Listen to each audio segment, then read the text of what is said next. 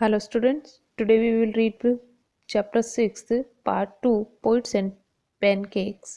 तो previous video में हमने इसका पार्ट 1 किया था, उसमें हमने देखा था मूवीज़ के बारे में और लास्ट जो स्टेंजा थे उसमें हमने क्वेश्चन आंसर किए थे। अब पेज नंबर 59 पे चैप्टर है वो कंटिन्यू करते हैं।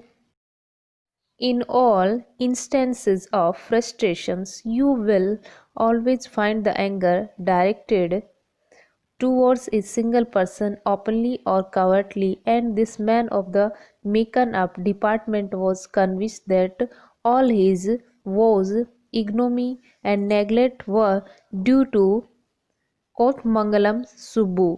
अब जब आदमी फ्रस्ट्रेशन में होता है तो उसको गुस्सा आता है तो वो अपना गुस्सा ओपनली या कवर्डली किसी के ऊपर तो उतारता ही है। और जब आदमी का जो उसका सेल्फ रिस्पेक्ट और उसकी जब इंसल्ट होती है, उसका वो जो उसको दुख कोई पहुंचाता था तो वो था सिर्फ ये सुब्बू, जिसका पूरा नाम है Kothamangalam Subbu. Subbu was the number 2 at Gemini studio. Subbu दूसरे नंबर पे था जेमिनी स्टूडियो में। फर्स्ट में कौन था? Vasan and second is Subbu. He could not have had a more encouraged opening in films than our or grown up make up boy had।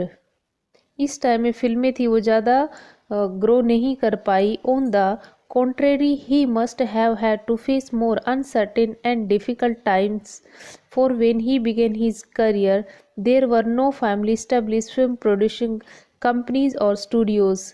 उस time में जब सुबह वर्क कर रहा था तो उस टाइम में जो प्रोड्यूसिंग का वर्क था स्टूडियो में, जब उनका करियर था वो स्टार्ट हुआ तब वो इतना ज़्यादा ग्रो नहीं हो पाया। Even in matter of education, specially formal education, यहाँ तक कि अगर शिक्षा का सवाल हो, स्पेशली जो formal education, Subbu couldn't have had an appreciable lead और आवर बॉय, तो वो भी उसको अच्छे से नहीं मिल पाई थी।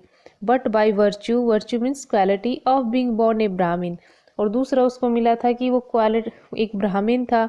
ए virtue indeed he must have had exposure to more affluent situation, और वो एक बहुत ही रिच सिचुएशन में पैदा हुआ था। And people, he had the ability to look cheerful at all times even after having had a hand in a flop film। वो हमेशा cheerful रहते थे चाहे उनकी फिल्म्स है वो फ्लॉप हो जाती तब भी। he always had work for somebody, वो सबके लिए काम करते थे। he could never do things on his own, but his scenes of loyalty made his identify himself with his principle completely and turn his entire creativity his principles advantage। और उनमें एक बहुत बड़ी बात थी कि उनका माइंड था वो क्रिएटिव माइंड, क्रिएटिविटी बहुत करते थे और यही उनकी बहुत बड़ी पहचान थी। और जो उनके प्रिंसिपल थे, उनके जो बॉस थे, उनके ऑनर, वो बहुत उससे खुश रहते थे और वो उनको खुश करने के लिए अपने सारे एफर्ट्स लगा देते थे। He was tailor made for film, tailor made मतलब सुटेबल, वो फिल्मों के लिए सुटेबल थे। Here was a man who could be inspired when commanded. The rat fights the tigers underwater and kills her, but takes pity on the cubs and tends him lovingly। I don't know how to do the same। अब यहाँ पे एक example देते हैं कि rate है वो fight कर रहे हैं टाइगर्स से और अंडर वाटर, और वो उनके कब्स को मार देते हैं, लेकिन रेट्स को है फिर उनको दया आती है तो वो उनके कब्स को किस तरह से प्यार करें, उनको ये सीन क्रिएट करना था। बट बहुत प्रॉब्लम आ रही थी। उसके बाद the producer would say that Subbu would come to with 4 ways for the rate pouring affection on its victims offspring. Offspring मतलब जो कब्स होते हैं उनको बताया गया है। तो सुब्बू है वो 4 ways बताते हैं कि इस तरह से आप सीन क्रिएट कर सकते हो।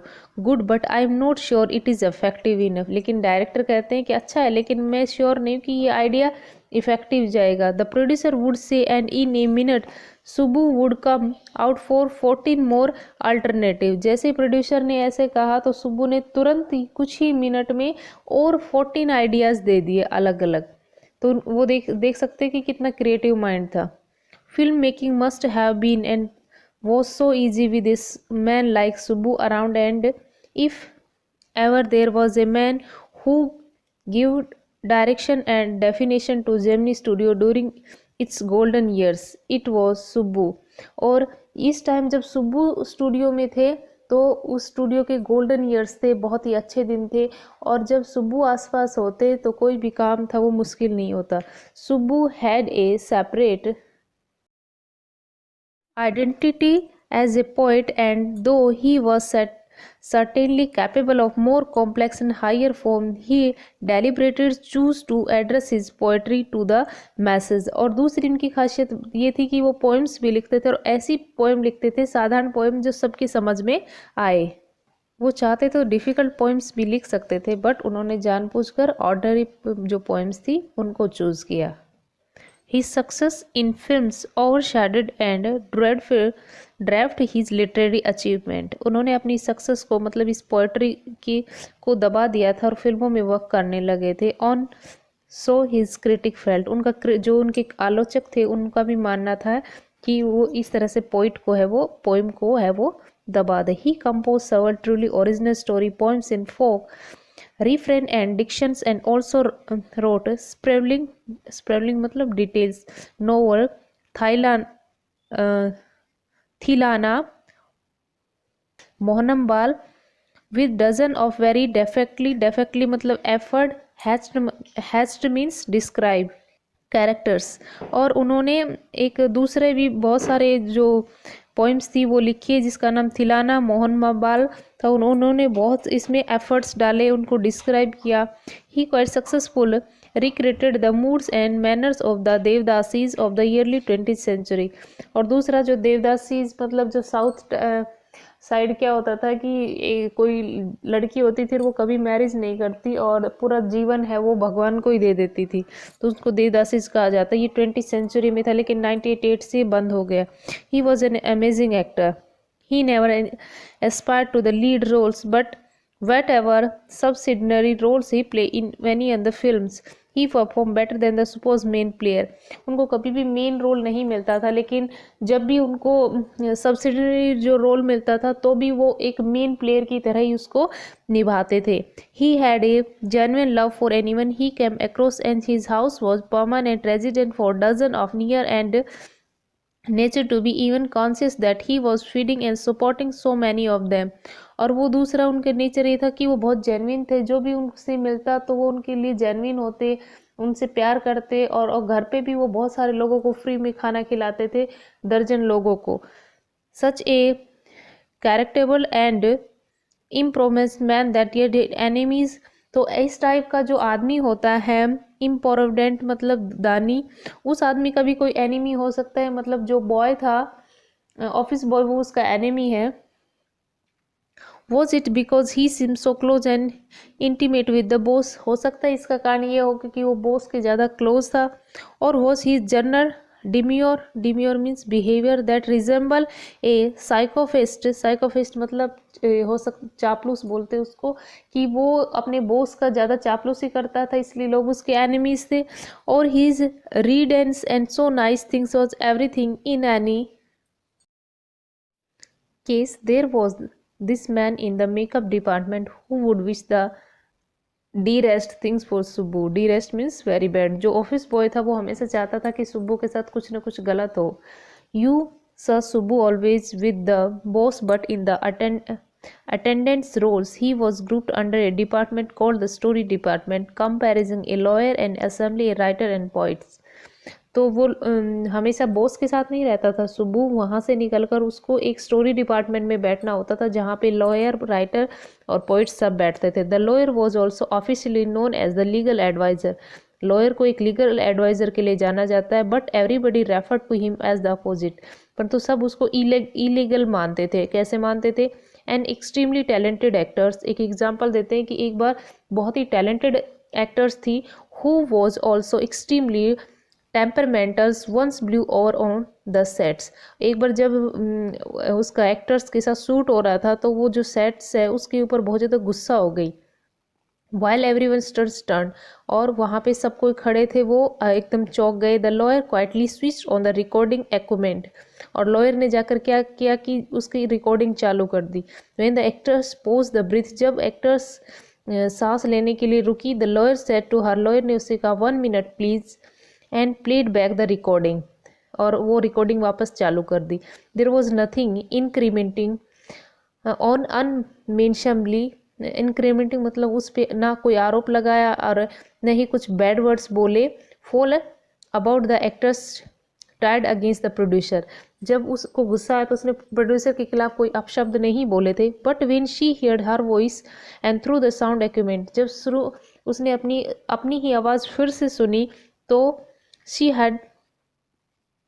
वॉज स्ट्रक डम्प, वो एकदम चौंक गई। A girl from the country side, वो गांव के एरिया से, रूरल एरिया से आई थी। She hadn't gone through all the stage of worldly experience that generally precede a position of importance and sophistications that he had found herself catapulted into।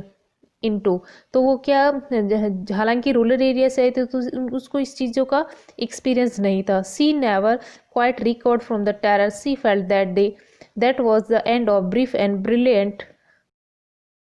The legal advisor, who was also a member of story department, had unwittingly brought about the sad end। और इस तरह से उसने एक illegal काम किया और उसको अनविटनिंगली, अनजाने में ही एक एक्टर का जो फ्यूचर था, वो उसका करियर था, वो ख़राब कर दिया। यहाँ पे जो क्वेश्चन है वो डिस्कस करते हैं, फिर चैप्टर कंटिन्यू करते हैं। Why was the office boy frustrated, who did he show his anger on. तो आंसर है इसका, the office boy had join the studio years ago in hope of becoming actor और a screen writer और a director और a lyricist. The fact that he ended up becoming none of these left him frustrated। According to him, great literary talent was being allowed to go waste in a department fit only for barbers and perverts। He used to direct his anger at the author even though it was meant for Kothmangalam Subbu। Next है, who was Subbu's principal, तो कौन थे, S वॉसन। And next है, Subbu's describe as a many sides genius list और special abilities, तो Subbu was a multi descriptions, he could provide solution of problem, could remain cheerful and all the time was actor, a poet and novelist। Next है, why was the legal advisor referred to an opposite by others? A lawyer used to be a part of the story department at the Gemini Studios, thus a legal advisor was supposed to be involved in a legal matters। His crazy yet stupid idea led to the end of actor's career। Due to this, he was referred to as the opposite of legal advisor by the people। Last question, what made the liar stand out from the other Gemini Studio? The liar wore pants and a tie and some things। ये answer अभी हम पढ़ेंगे। The liar wore pants and a tie and sometimes a coat, wears everyone else in the story department wore similar khadi dhoti with a slightly oversized and clumsy tailor's white khadi shirt। Thus the lawyer stood from the other Gemini Studios, and it was dispassionate man who had takes sides। Moreover, he was a logical man with no emotional attachment whatsoever। अब हमारा lesson है वो हम continue करते हैं। While every other member of the department wore a kind of uniform, सबके लिए अलग अलग यूनिफॉर्म नहीं था, सबके लिए एक ही यूनिफॉर्म था जो उनको पहना था, khadi dhoti with a slight oversize and clumsy tailored with white khadi shirt. तो उनकी ड्रेस इस तरह से होती थी, खादी शर्ट पहनते थे। और पर दूसरी तरफ the legal adviser wore pants and tie and something coat and looked like a coat of mail. और जो वो लॉयर थे वो क्या पहनते थे, कोट पहनते थे, मेल कोट, जो वकील का कोट आता है वो। Often he looked alone and helpless, हमेशा वो अकेले और हेल्पलेस रहते थे। A man of cold logic in a crowd of dreamers, लेकिन वो किस लिए अकेले रहते थे, क्योंकि वो हर चीज़ में लॉजिक ढूंढने की कोशिश करते। A neutral man in assemble of Gandhijis and khadis, सब लोग किस चीज़ से इंस्पायर थे, गांधी जी के विचारों से और खादी से। Like so many of those who were close to the boss, और सब लोग इसी कारण बॉस के भी क्लोज थे। He was allowed A produce a film and दो ए Lot of roast stock and pancake were used on it. Not much came to the film. Film में ये सब प्रोडक्ट यूज होते थे. Then one day the boss closed down the story department. और इस कारण से बॉस ने स्टोरी डिपार्टमेंट को बंद कर दिया. And this was perhaps the only instance in human history where a lawyer lost his job because the poets were asked to go home. और इतिहास में ऐसा पहली बार हुआ कि किसी पोइट का जॉब बंद हो गया तो उसके बाद एक लॉयर का जॉब है वो भी उसको खोना पड़ा. तो स्टूडेंट ये चैप्टर काफ़ी लेंदी है. नेक्स्ट वीडियो में हम इसका नेक्स्ट पार्ट करेंगे. Okay, thank you.